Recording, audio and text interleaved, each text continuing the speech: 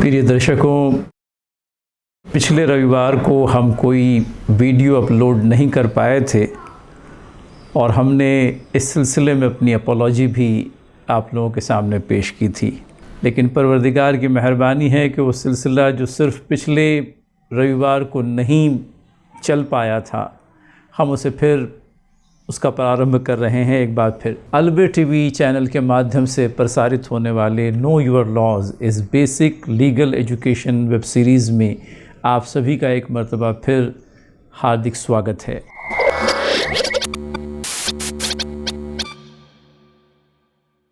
दर्शकों, आपको याद होगा पिछले दिनों जब वक्फ अमेंडमेंट बिल पेश किया गया 2024 का पार्लियामेंट के अंदर में, I believe it was 8th of August 2024 when this bill was formally introduced into parliament। एक बहुत ही गर्मा गर्म बहस हम लोगों को पार्लियामेंट में सुनने के लिए मिली। I believe it was a healthy and fruitful discussion on a topic which was of far-reaching importance and which in fact is of far-reaching importance as far as waqf in this country is concerned। And I believe not only one वक्फ़ बल्कि औक़ाफ़ अगर हम कह लें जो plural form होता है वक्फ़ का, तो बहुत ज़्यादा उचित होगा। आपने बार बार ये बात सुनी होगी कि औक़ाफ़ के पास में इतनी जायदाद और ज़मीनें हैं जितनी कि सेना के पास में और मिलिट्री और रेलवे के पास में भी नहीं है। लेकिन एक बात को अच्छी तरह से समझ लीजिए, वक्फ़ के सिलसिले में हमें ये जानकारी होनी चाहिए कि औक़ाफ़ जो हैं वो इन प्रॉपर्टीज़ के स्वयं मालिक नहीं होते। मालिकाना हक़ एक मर्तबा अगर किसी ने अपनी प्रॉपर्टी दान कर दी अल्लाह ताला के रास्ते में, तो वो मालिकाना हक़ अल्लाह ताला का हो जाता है। आदमी का अपना पर्सनल उसमें कुछ भी नहीं रह जाता। एक मर्तबा मैंने अपनी प्रॉपर्टी किसी रिलीजियस, चैरिटेबल और पायस पर्पस के लिए, which is religious, charitable and Payas as per Muslim law, dedicate कर दी। मेरा मालिकाना हक़ ख़त्म हो गया और परमेश्वर का मालिकाना हक़ इस प्रॉपर्टी पर कायम हो गया। अब इसके बाद में मैं भूल कर भी इस प्रॉपर्टी को अपनी प्रॉपर्टी नहीं कहूँगा, वो तो अल्लाह ताला की प्रॉपर्टी हो गई। और ये प्रॉपर्टी का यूज़र जो है, इसका उपयोग इस्लामिक लॉस के हिसाब से रिलीजियस, चैरिटेबल या पायस पर्पसेस के लिए होगा। तो ये है वक्फ़। औक़ाफ़ के पास में बहुत सारी जायदादें और कई एक मिल्कियतें, लेकिन औक़ाफ़ ये जो रिलीजियस चैरिटेबल इंस्टीट्यूशन है, ये अपने आप में मालिक नहीं होगा। इनको ज़्यादा से ज़्यादा इस प्रॉपर्टी को मैनेज करने का, प्रॉपर्टी के अफेयर्स को यूँ कह लीजिए कि रेगुलेट करने का, प्रॉपर्टी से होने वाली इनकम को उन पर्पसेस के लिए यूज़ करने का रिस्पॉन्सिबिलिटी इन लोगों पर ज़रूर होगी, लेकिन ये लोग मालिक नहीं होंगे। हमारे यहाँ पर कहीं ये गलतफहमी और मिसअंडरस्टैंडिंग ख़ुद मुसलमानों के अंदर में भी पाई जाती है कि मुतवल्ली या मैनेजर प्रॉपर्टी का मालिक हो गया या वक्फ बोर्ड प्रॉपर्टी का मालिक हो गया। इस बात को बहुत अच्छी तरह से समझ लीजिए और let us clarify this in the very beginning of this particular episode. वक्फ के सिलसिले में जो डेफिनेशन हम लोगों को वक्फ एक्ट 1995 में मिलती है, वो ये है कि permanent dedication by any person of any property movable और immovable for any purpose recognised by Muslim law as religious, charitable और पायस। तो ये है वक्फ। आप देखिए 1995 के इस कायदे के अंदर में कहा जाता है कि कम से कम ज़्यादा 40 अमेंडमेंट्स करके, 40 तब्दीलियां करके इस एक्ट का रूपरेशा ही बदल देने की कोशिश थी इस बिल के माध्यम से। और फिर उस फ्रूटफुल डिस्कशन के चलते जो पार्लियामेंट के अंदर में हुआ, ये बिल जो है पास होने से रह गया और जॉइंट पार्लियामेंट्री कमेटी के हवाले कर दिया गया। ये मैं समझता हूँ अपने आप में एक अच्छा डेवलपमेंट है, क्योंकि an act which is going to have far reaching consequences और before bringing it into force, ये बहुत ही अच्छा है कि उसके प्रोस एंड कॉन्स को अच्छी तरह से समझ लिया जाए, जांचा परखा जाए और उसके जो फार रीचिंग कॉन्सिक्वेंसेस है उनके बारे में अच्छी तरह से विचार विमर्श कर लिया जाए। तो अब सुनते हैं कि कम से कम 20 पार्लियामेंटेरियंस की एक जॉइंट पार्लियामेंट्री कमेटी बना दी गई है और हो सकता है कि अगले पार्लियामेंट के सेशन से पहले ये लोग इस बिल के ऊपर अच्छी तरह से विचार विमर्श करेंगे, इसके प्रोस एंड कॉन्स को देखेंगे और फिर अकॉर्डिंगली एक नया मसवदा हो सकता है, एक नया बिल हो सकता है जो पार्लियामेंट के पास में आए। अब थोड़ा सा इस बात पर गौर कर लेते हैं कि इस बिल को लेकर के बहुत ज़्यादा कुछ सोशल मीडिया के अंदर में आया है। मुसलमानों के सिलसिले में ये बात कही जा रही है कि उनको इस प्रकार के कुछ एप्रीहेंशंस है कि ये बिल अगर अमल में आ गया तो वक्फ प्रॉपर्टी को लेकर के कहीं उनकी अपनी कम्युनिटी का से कम हो जाएगा और गवर्नमेंट को वक्फ प्रॉपर्टीज़ के मैनेजमेंट में दखल देने का कोई यूँ कह लीजिए कि एक्सक्यूज़ मिल जाएगा। हम इन सारी बातों को एक आम आदमी की निगाह से देखने की बजाय एक लॉमैन की हैसियत से देखना चाहेंगे, क्योंकि being a student of law and simultaneously a teacher of law, it would be appropriate to look into the amending bill itself, rather amending bill of 2024, in order to know what exactly are the changes which this bill want to bring to fore in the present day Waqf Act of 1995. मुझे एक बहुत ज़्यादा striking feature जो लगा वो ये, वक्फ act के अंदर में जो डेफिनेशन दी गई है वक्फ की, उसके अंदर में any person permanent dedication of a movable or immovable property by any person for any purpose which is recognized by Muslim law as religious, charitable or pious. अब ये एनी पर्सन को हटा करके अमेंडिंग एक्ट के अंदर में या amendment bill में बोल लीजिए, क्योंकि अभी तो एक्ट बना नहीं, पास हो जाएगा तब वो एक्ट हो जाएगा। ये भी हमारे श्रोता जान लें कि बिल क्या होता है और एक्ट क्या होता है। कोई नया कायदा बनाना हो तो उसको एक बिल की हैसियत से, एक बिल के रूप में पार्लियामेंट में इंट्रोड्यूस किया जाता है और ये बिल जब रिक्विजिट मेजॉरिटी के साथ में दोनों हाउसेस में पास हो जाता है और प्रेसिडेंट का एसेंट उसको मिल जाता है, तब कहीं जाके उस बिल का रूपांतर एक्ट में होता है। तो ये बिल और एक्ट के दरमियान का अंतर है। बिल के बारे में ये समझ लीजिए कि कोई प्रपोज लेजिस्लेशन है जिसको भारत के तूल अर्ज़ में लेंग्थ एंड ब्रेड्थ के अंदर में लाना है, लेकिन उससे पहले उसको पार्लियामेंट में इंट्रोड्यूस किया जाएगा एक बिल के स्वरूप में।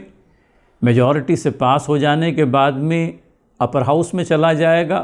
अपर हाउस में भी पास हो जाने के बाद में आखिरी चीज़ presidential assent to the proposed bill और प्रपोज्ड एक्ट रादा, और वो बिल एक मरतबा प्रेसिडेंट का एसेंट मिल जाता है तो एक्ट बन जाता है। तो ये बिल इंट्रोड्यूस करने के बाद में इस बिल के अंदर में सबसे पहली स्ट्राइकिंग चीज़ जो मुझे महसूस हुई और दिखाई दी कि एनी पर्सन, अब ये एनी पर्सन के अंदर में आप ये जान लीजिए कि even a non Muslim can dedicate his property for any religious, charitable और pious purpose is known to Muslim law, लेकिन इस एनी पर्सन को हटा दिया गया है और एनी पर्सन की जगह अब ये बात कही गई है, a Muslim who has been practicing Islam for last 5 years can dedicate his property for any purpose recognized as religious, charitable or pious by Muslim law. तो ये जो चीज़ हुई है, इसको लेकर के कहीं लोगों को इस प्रकार का कहीं आर्गूमेंट करने के लिए जगह मिल गई है कि एक तरफ तो गवर्नमेंट इस बिल के माध्यम से प्रॉपर्टी को वक्फ करने का अधिकार सिर्फ मुसलमानों तक सीमित रख रही है, जबकि एक्ट के अंदर में ये अधिकार उन लोगों को भी प्राप्त था जो मुस्लिम नहीं हैं, और उसमें और ये एडिशन कर दिया गया है कि वो आदमी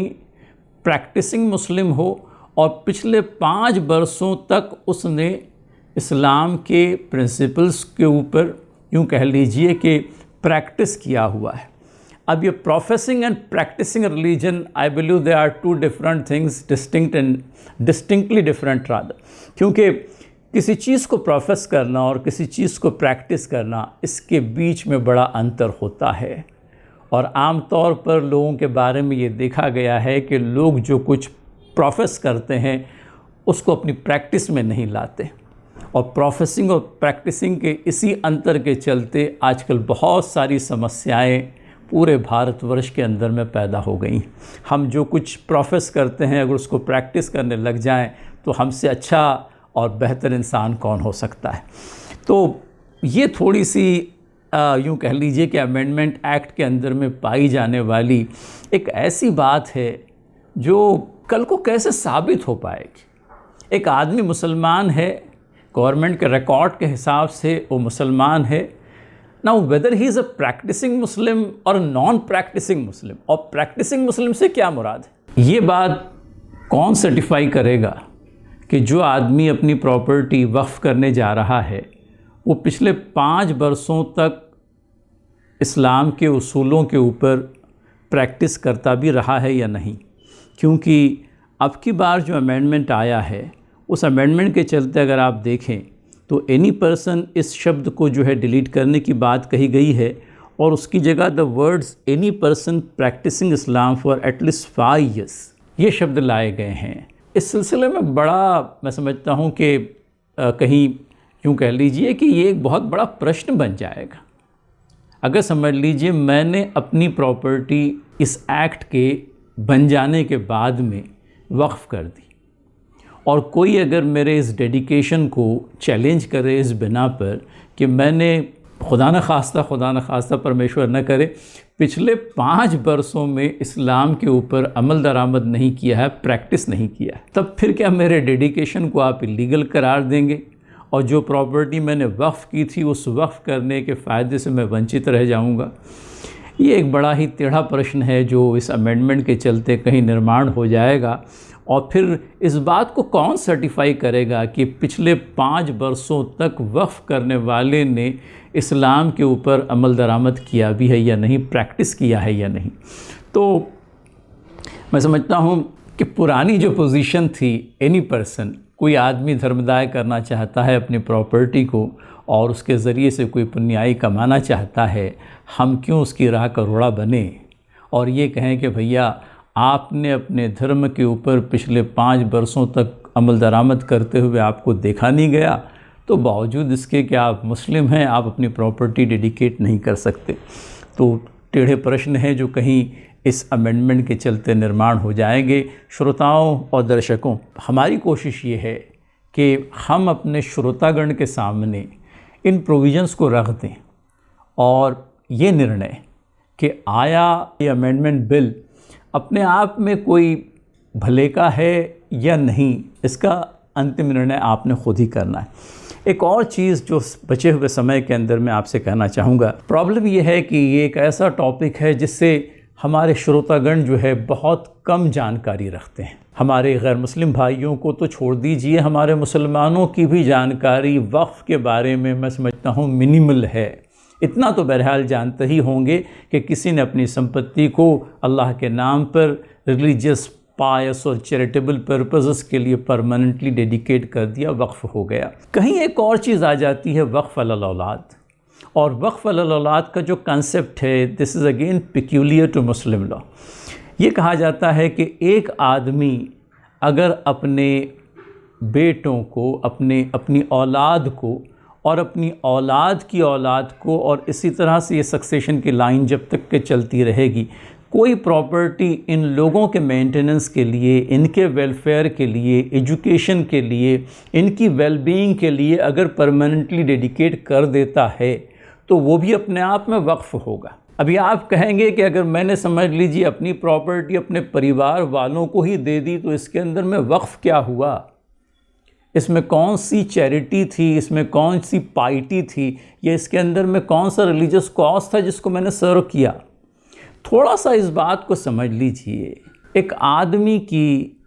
चैरिटी के सबसे बढ़कर के जो लोग मुस्तहक हैं, हकदार हैं, ये उसके अपने घर वाले भी हैं। और अपने घर वालों को अगर वो नादार छोड़ जाता है और अपनी प्रॉपर्टी दूसरों के हवाले कर देता है, ये चैरिटेबल पर्पसेस के लिए डेडिकेट कर देता है, इसमें तो कोई नेकी नहीं हुई। लिहाजा ये बात हम लोगों को मिलती है प्रॉफिट की सेइंग्स के ज़रिए से भी कि अगर मैंने अपनी प्रॉपर्टी अपने घर वालों के मेंटेनेंस के लिए, एजुकेशन के लिए, उनकी जनरल वेलफेयर के लिए अगर डेडिकेट कर दी तो ये भी अपने आप में वक्फ़ होगा, और इस वक्फ़ के चलते भी मुझे वैसा ही सवाब और वैसी ही पुण्याई मिलेगी जो मेरी प्रॉपर्टी में किसी चैरिटेबल पर्पसेस के लिए वक्फ़ कर देता। तो वक्फ़ अलल औलाद अपने आप में एक ऐसा कंसेप्ट है जो मुस्लिम लॉ को from day one it is known to Muslim law, and there are numerous sayings of the prophet which can be quoted in support of वक्फ़ अलल औलाद। अब इसके अंदर में हम जो 2024 का बिल है उसमें वक्फ़ अलल औलाद को एबॉलिश तो नहीं किया गया है, एक सेफगार्ड है जो डाल दिया गया है, और वो ये कि वक्फ़ अलल औलाद करने के बाद में कोई प्रॉपर्टी के सिलसिले में अगर प्रॉपर्टी का मालिक वक्फ़ अलल औलाद कर देता है तो उसे इस बात का ध्यान रखना चाहिए कि वो अपने होने वाले वारिसों को उनके राइट ऑफ इनहेरिटेंस से वंचित न करे। तो मैं समझता हूँ ऐसी बात तो होने नहीं जा रही है, आप देखिए, क्योंकि अल्टीमेट रिसिपिएंट्स ऑफ द वक्फ़, ultimate recipients of the benefit of the वक्फ़ are his children, grand children, great grand children, so on and so forth. लेकिन कहीं पर यह एप्रीहेंशन है लॉ मेकर्स का कि इस प्रकार का कोई वक्फ़ बना कर के वाकिफ़, that is to say the person who has dedicated his property for the purposes of वक्फ़, वो अपने बच्चों को अपनी प्रॉपर्टी से बेदखल करना चाहता है। तो कहीं इस बात का प्रोवाइज़ो ऐड कर दिया गया है कि वक्फ़ अलल औलाद करते समय ऐसा नहीं होगा कि प्रॉपर्टी का मालिक ख़ुद अपनी संतान को, अपने बच्चों को, ख़ास करके अपनी बेटियों को प्रॉपर्टी से वंचित रखे। तो इस तरह का एप्रीहेंशन मैं समझता हूँ थोड़ा सा कहीं बेसलेस या इल फाउंडेड मालूम होता है, क्योंकि वक्फ़ अलल औलाद का वेरी ऑब्जेक्ट यही है कि मैं अपने परिवार के सदस्यों को, अपनी औलाद को, औलाद की औलाद को, और मेरी यूँ कह लीजिए कि पुश्तों तक अपनी प्रॉपर्टी अपनी औलाद के लाभ में वक्फ़ करके जा रहा हूँ। तो इसमें तो मेरे अपने बच्चों का, जिसके अंदर में बेटे बेटियाँ, पोते पोतियाँ सभी शामिल हैं, उन सब के वेलफेयर के लिए वक्फ़ अलल औलाद होगा। तो ये एप्रीहेंशन थोड़ा सा इल फाउंडेड और बेसलेस मालूम होता है, लेकिन ये कहना पड़ता है कि in order to be doubly sure that the heirs of the dedicator are not left high and dry or their right of inheritance is not taken away, this additional provision is made in the amending bill or amendment bill। मैं समझता हूँ कि वक्त है थोड़ा, मैं कुछ बहुत ज़्यादा डिटेल्स में आपको ले गया हूँ, लेकिन एक ऐसा टॉपिक है जिस पर से अगर मैं पेरिफेरली गुजर जाऊँगा तो बात क्लियर नहीं होगी। हम आज के इस वीडियो को यहीं समाप्त करते हैं और कोशिश ये करेंगे कि आइंदा वीडियो के अंदर में जो दूसरी सारी चेंजेस आई हैं उनके ऊपर से थोड़ी तेज़ी के साथ में गुजर जाए, क्योंकि बचे हुए वक्त के अंदर में हम हमारा काम पूरा कर सकें। वीडियो में जुड़ने के लिए एक मरतबा फिर आप सभी का बहुत बहुत धन्यवाद। वक्फ अमेंडमेंट बिल को लेकर के कुछ और बातें आइंदा वीडियो में आपके सामने लाने की कोशिश करेंगे। तब तक की आज्ञा दीजिए। धन्यवाद।